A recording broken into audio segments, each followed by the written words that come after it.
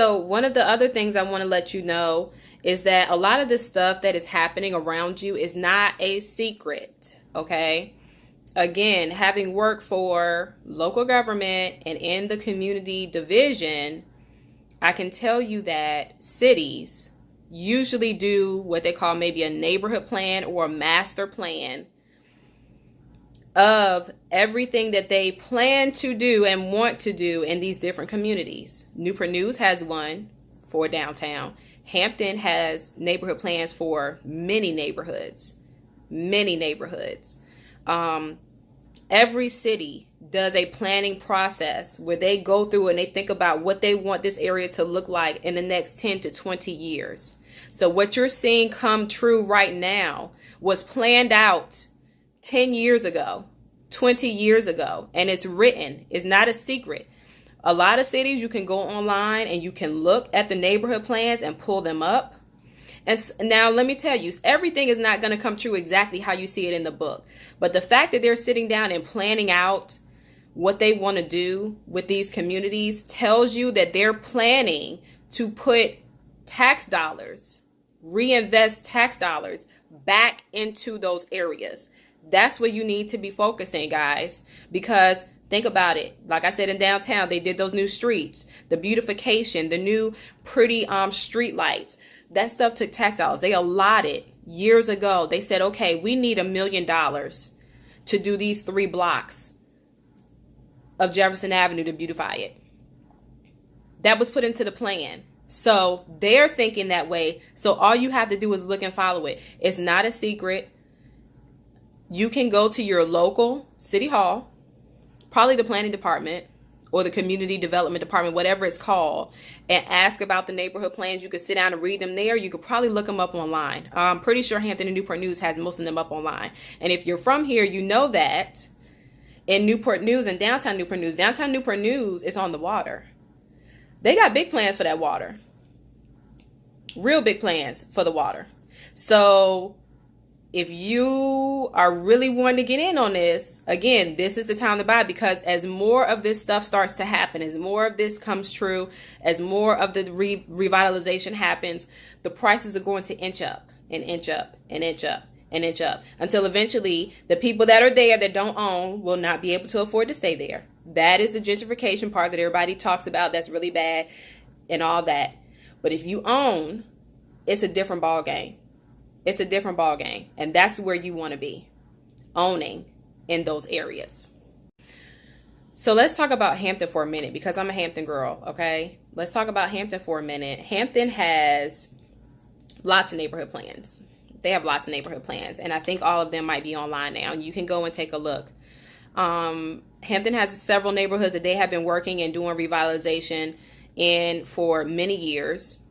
Two in particular, actually, Sussex, which is not far from Darling Stadium, if you guys know where that is. The city, actually the housing authority, has been buying homes and rehabbing them themselves and reselling them at higher prices, which is great because that neighborhood really struggled during the recession with high foreclosure rates and short sale rates and vacancy rates. So that's been happening. Now you've got really good, strong sales prices in those neighborhoods. Old Northampton, where White's Thomas Resource Center is, people think it has a stigma or still has a stigma, but now the city has been doing a lot of different things in that neighborhood. They still have plans to do more because, again, the plan isn't complete. But then also now they have new construction going in that neighborhood. And that new construction is selling in the 290,000. Okay, a lot of the homes in Old Northampton are traditionally pretty small.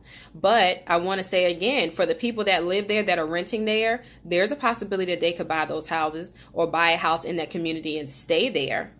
And then later take advantage of the revitalization benefits themselves, instead of having to move out of that community and not being able to have benefit or profited at all while they stayed there and saw that gentrification happening in front of their face. So, again, if you live in different areas, look around you take notes to the different things that I said that kind of gives you an inclination about what may be going on, because it happens everywhere. Oh, I did want to say this too. I have family from Newark, and a lot of people were upset because Queen Latifah is part of a revitalization project that is happening in the city of Newark. And the city of Newark has been going through this for a while as well. They've been going through the gentrification process for a while. But I get the concern that people are having. But I will say it's rare, even still today, to find African Americans that have elevated themselves to the level where they're able to participate in the revitalization or buying up the block, like Jay-Z told everybody to do. It's rare to find African Americans that have the money and the ability to participate in this process in that way. So even though people are upset with her, I get it. I'm just going to say there is still a silver lining in that we even have African Americans that can do it. That's a silver. So just to kind of wrap it up and recap, I know I gave y'all a whole lot of information, but I warned you this video will be a little bit long. The idea is to own in these communities before they get towards the end or the completion of the revitalization, and then things are too expensive for you to buy or live or rent down there. But I want to say this, just because you own down there does not necessarily mean you have to live in the property. You could buy an investment property down there still right now for pretty cheap. And I'm saying down there because I'm referring to downtown Newport News, but this could be anywhere, wherever you're living, where this is happening, where gentrification is happening. You can still, when the property is cheap, that's when you buy. Just like with stocks. I hope you're not buying stocks when it's at the top of the market. I hope you're buying stocks when it's low. You buy it and you hold it, right, until it goes up. Same thing with real estate. You don't necessarily have to live in the house. You just need to own. You need to own. So whether you're going to live there, whether you're planning on renting it out, sometimes even if you're buying a smaller home, like I mentioned, one of the neighborhoods, the homes in the neighborhood are traditionally pretty small.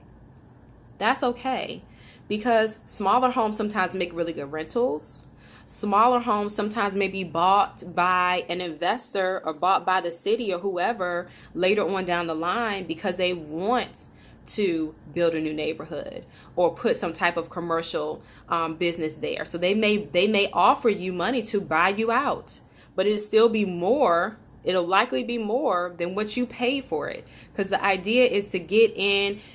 It's opportunity cost, okay? If you've ever heard of that, if you've ever been in business economics or whatever, it's opportunity cost.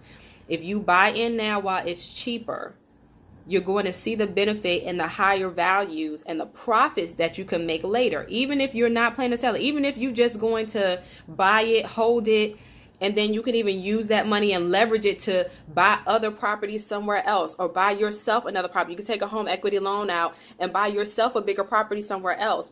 But the point is, the ownership is what is important. That's what you need in order to win the game of gentrification, okay? So I hope that it was helpful. I hope you hung in there with me till the end. Again, please visit my page, visit my website. Of course, ask me questions, comment below. I'm happy to answer your questions. And if you are ready and prepared and willing to buy either in an area that is currently being revitalized or gentrified or somewhere else, of course, please hit me up. I am happy to be your buyer's agent or your seller's agent if you are selling a home somewhere else. Thanks, guys.